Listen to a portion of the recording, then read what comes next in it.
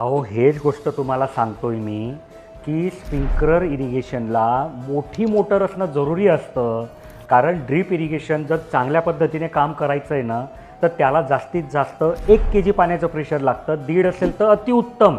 पण sprinkler irrigation 2.5 kg पाण्याच्या प्रेशरवर काम करायला सुरुवात करतं, म्हणजे ड्रीपपेक्षा जास्ती.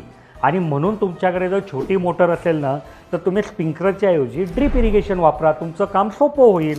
असं नाही की तुम्ही त्या मोटरवर स्प्रिंकलर करू नाही शकत, करू शकतात. म्हणजे जे काही तुमची मोटर आहे ना, पण मग तिच्यावर काय होईल की समजा 4 एकर क्षेत्र ड्रीप एका वेळेस 2 एकर चालतंय तर स्प्रिंकलर एका वेळेस अर्धा एकर चालेल. मग ते अर्धा एकर तुम्हाला 8 तुकडे करावे लागतील.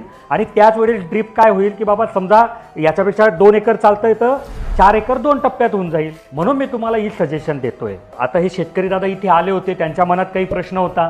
तुमच्याही मनात काही प्रश्न असेल तर तुम्ही कमेंटमध्ये विचारा. मी पुढच्या व्हिडिओमध्ये त्याचं उत्तर देईल.